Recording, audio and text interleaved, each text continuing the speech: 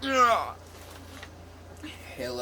everybody, it's Eric Friesen. Today we're going to be talking about square corner box fans versus round corner box fans.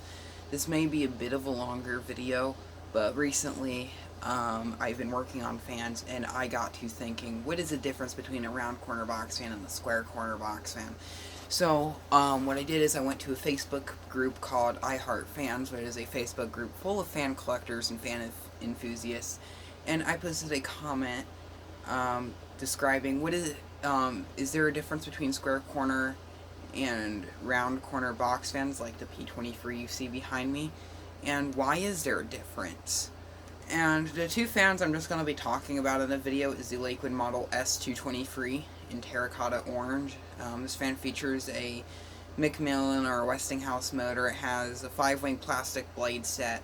It's free speed, and the other fan I'll be featuring is that thing behind me, which is the Lakewood P23, which is practically the same box fan but with metal blades, and it has rounded corners.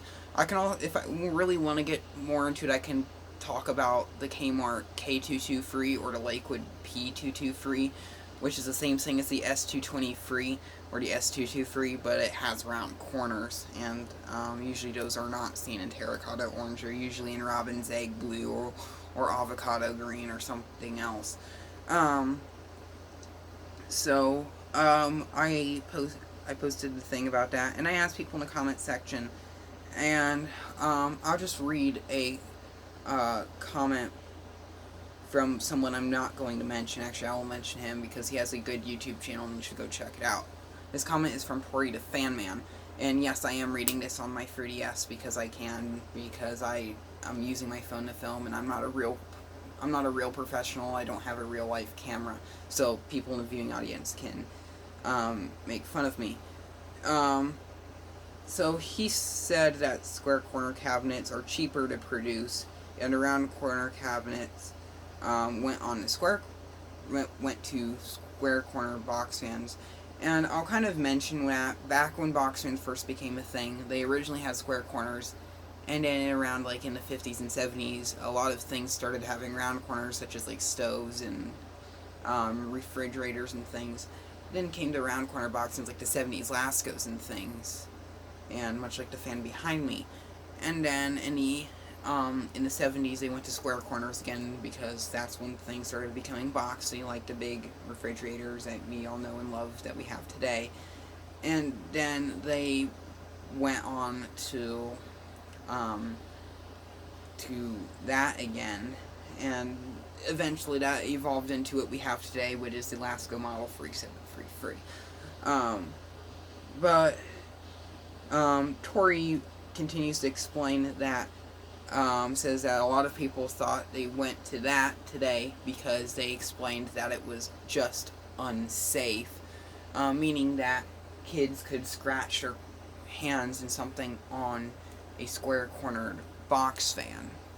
I have grabbed a square corner box fan off of my shelf of fans. This fan right here is Eastern Electric from the 80s. This is a pretty pointy corner, and I'll show you what I mean by unsafe. I just rubbed my hand up against there, and you can probably, well, of course the camera's not going to do it justice, but now it's, well, maybe. I kind of scratched up against there, or at least some scratch marks in my skin, because I'm one of those people who have kind of easily bruised skin. We have this thing here, which is some cheap fabric-y material. This is what it looks like before.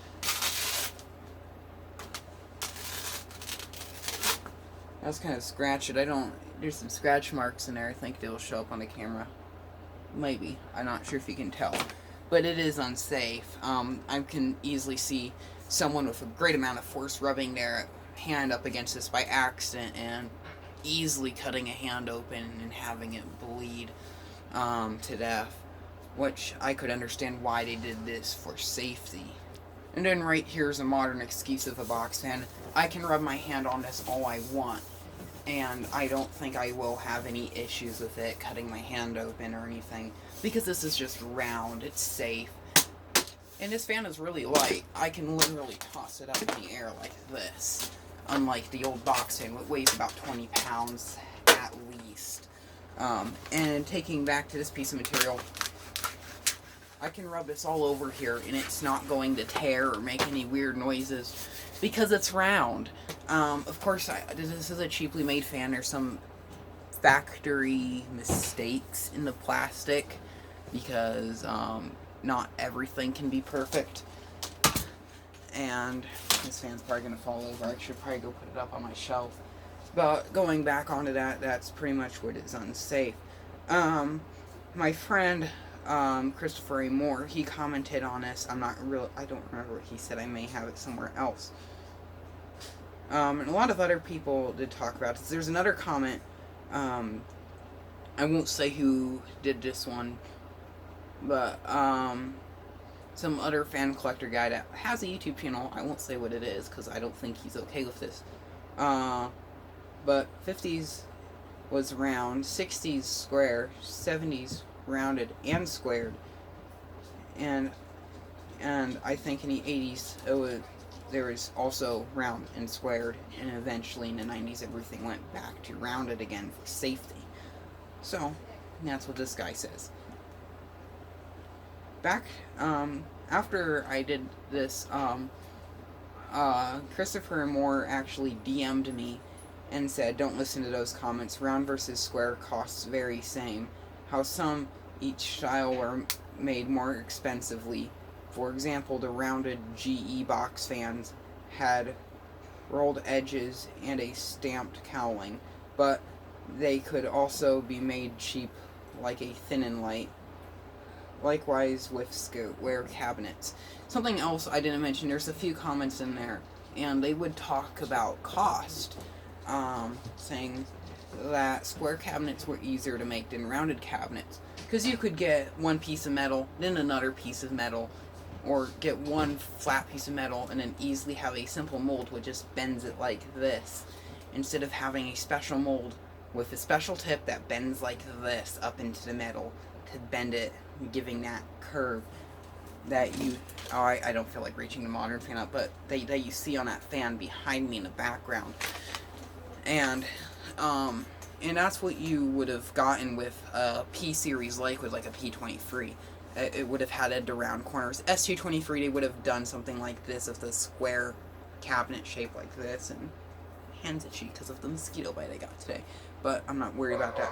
Where it would have just been like this, yeah. They would have just done it like this and not really give a crap and just kind of slap it together like this.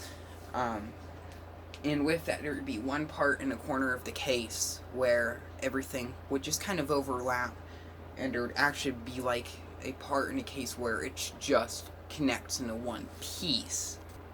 And you can see this right here on this fan, where this part of the cabinet comes down and matches up right here. This is on that Eastern Electric box fan I showed you earlier in the video. There's also an indent in here, so the fan will actually be sitting like, it won't be sitting like that and tilted up about a quarter of an inch because of that type of thing. So what they did on the modern fans was actually in the center, not the modern fan, on the round cornered box fans, in the center of the case, that's where it would be put together, as is on the Lakewood P223 and P23 and all the other ones. Right here on this crappy modern fan, it still does the same, where it meets here in the middle. I'm not sure what it's like on Alaska 3733. I have a dead one up in my closet, but I don't really feel like looking about how it's constructed. But I'm going to assume that it's the same, where there's just one piece going right here for the center, and it's just going to be how it's built, and it's going to be built that way.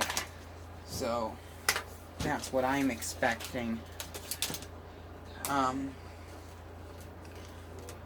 But another thing was, some of the box fans that have that divider ring that goes around the inside, I think it's called a Venturi ring, correct me if I'm wrong.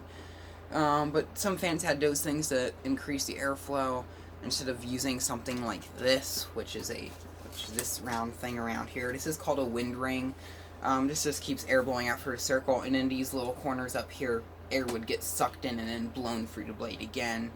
Some of them, they would just have this here and just have a grill that's just all one piece. But I would rather prefer that over a wind ring.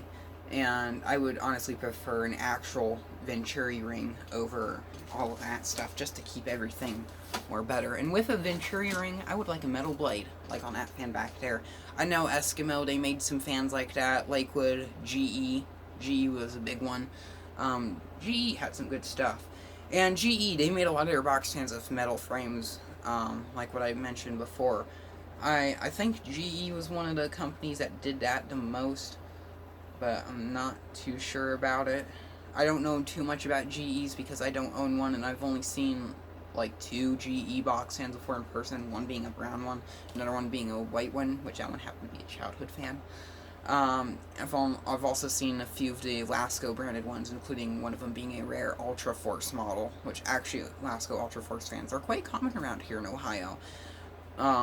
Actually, one of those blades there in the background, I think it's the one on the top, actually came from a later one from like the early 2000s when they were recalled. But that's pretty much what I was talking about. So, just to mention that. And Edison, they did the round corners, and they made it pretty cheap. Behind the guard, you could actually see kind of the metal kind of bending over and over again, where they just clamped it together with some sort of clamp, like on the Finnon Light, which that's what Christopher and Moore talked about a bit on this comment. I'm also running out of film, but I pretty much said everything I wanted to say in this video. So, thank you very much for watching. I hope this video is really useful to you. And, have a good night, and don't forget to keep the briefs.